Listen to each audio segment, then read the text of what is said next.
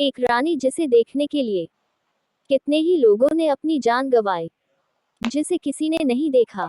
एक राज्य की राजकुमारी। चित्रा की सुंदरता के चर्चे कई राज्य दूर गांव में थे।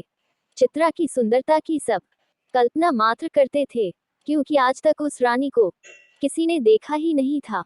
रानी के पिता नहीं रहे, ना ही उनकी माताजी है। पिता की मृत्यु के बाद वो ही अपने राज्य को संभाल रही थी। वो रोज एक सभा लगाती थी।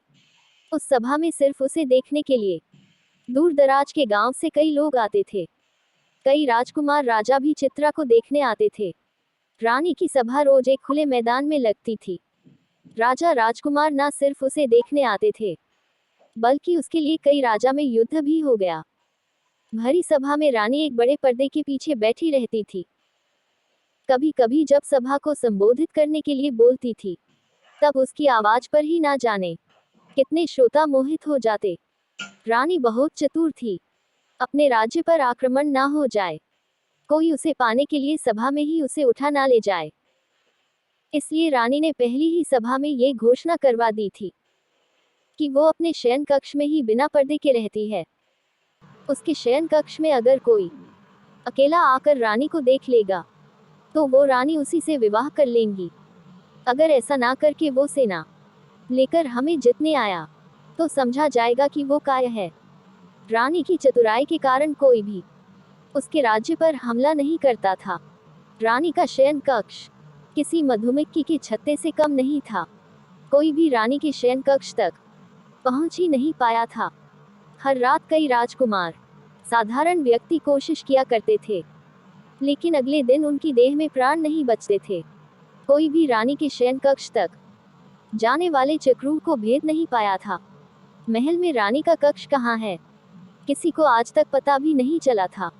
रानी के सैकड़ों पहरेदारों की नजर से कोई भी नहीं बच पाया था। बस रानी की सुंदरता सबकी कल्पना में ही थी। रानी के लिए ना जाने कितनों ने अपने प्राण गंवा दिए, लेकिन कोई भी रानी की सुंदरता को देख नहीं पाया। उसी राज्य में एक युवक था, जिसका नाम था सरस। युवक बड़ा ही साधारण था, लेकिन बुद्धिमान था। उसे इस तरह एक स्त्री के लिए लोगों का मरना बड़ा दुखी करता था। वो कई को समझाता भी था कि दिन रात एक अनदेखी रानी की इतनी चर्चा करना बेकार है, लेकिन शायद ही वो किसी को समझा पाया हो। एक सुबह उसके गांव का एक नवयुवक रानी को देखने की चेष्टा में अपने प्राण गंवा बैठा। वो युवक सरस का मित्र भी था। उस दिन वो रोया भी।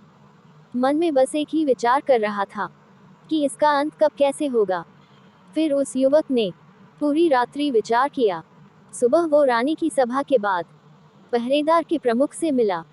कहा कि वो भी रानी की सेवा में सेना में शामिल होना चाहता है। उस प्रमुख ने उससे कहा कि ये तुम्हारे बस का काम नहीं है। तुम्हें देख ही मैं जान गया कि तुम युद्ध के लिए नहीं बने हो। सरस बोला कि वो उसे किसी भी काम के लिए रख लीजिए। सरस बोला कि वो अच्छा भोजन बना सकता है। पहरेदार को रात्रि में अन्न पानी तो चाहिए ही होता है। वो जी जान से सेवा करेगा। इस तरह की बातें करके वो सेना के लिए भोजन पानी का प्रबंध करने वाले समूह में आ गया। करीब 6 माह तक वो मन लगाकर सेवा करता रहा। इस दौरान रानी को देखने की चाह लिए युवक भी आते रहे, अपने प्राण गंवाते रहे। फिर एक रात्रि लगभग 2 बजे उसने रसोई घर में खीर बनाई। सभी पहरेदारों को खीर वितरित की। कई ने मना किया कि उन्हें सचेत रहना, लेकिन उसने कहा कि आज कोई नहीं आने वाला है, क्योंकि रात चांदनी है। कोई मूर्ख ही आ जाएगा। सभी पहरेदार को उसने खीर खिला दी। खीर खाने के कुछ समय बाद सभी मूर्छित हो गिर पड़े। सरस ने खीर में बेहोशी की दवा मिला दी थी। सरस अब रानी का कक्ष ढूंढने लगा। 6 माह से वो यहाँ है, लेकिन इतना सख्त पहरा पाबंदी है कि उसे भी पता नहीं है कि रानी किस कक्ष में सोती है। कुछ समय बीत जाने के बाद सरस को अब चिंता होने लगी, क्योंकि नशे की दवा का असर कभी भी समाप्त हो सकता था। फिर उसे एक चौक में नीचे तलघर में जाने का रास्ता दिखाई दिया।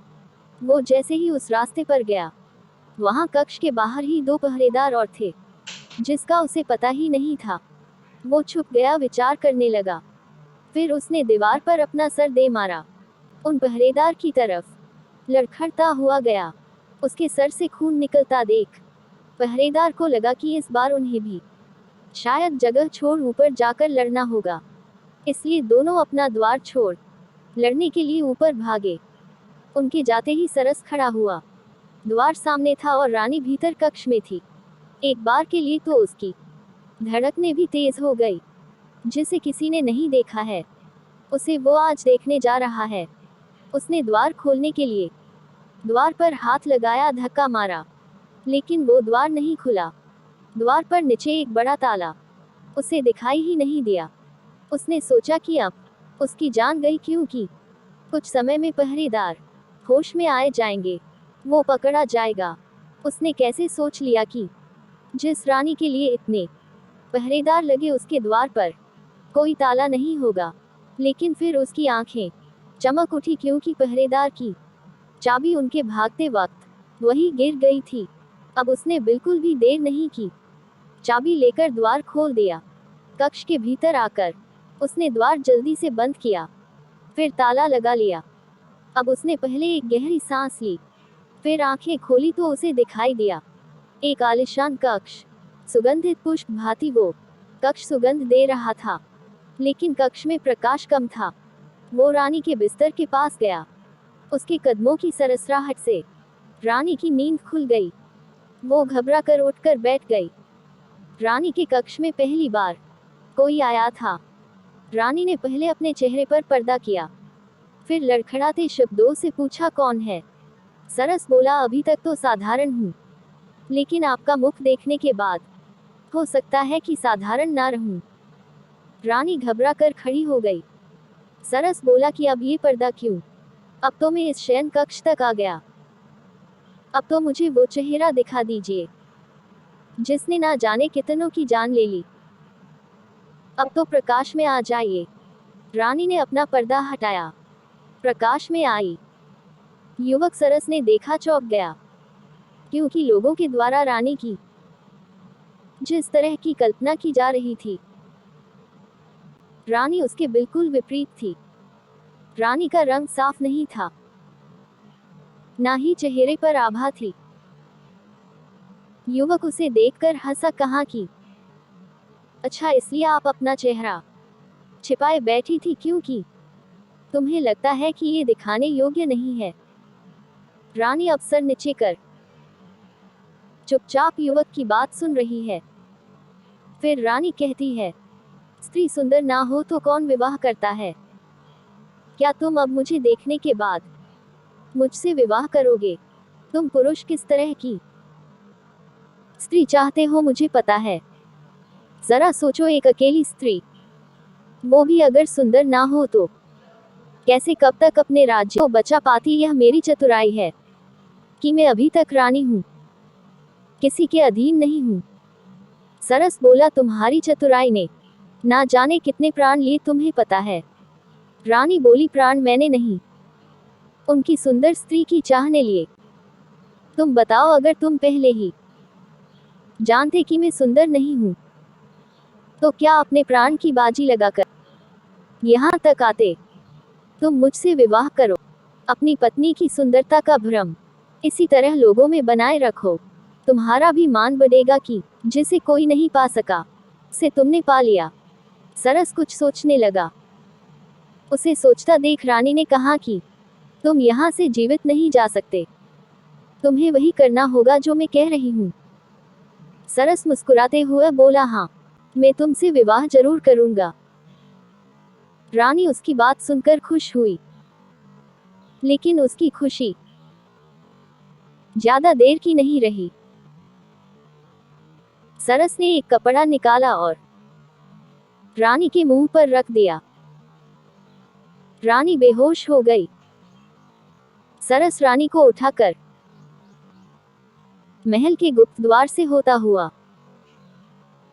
पास ही के अपने घर ले गया और वहां ले जाकर उसे बांध दिया।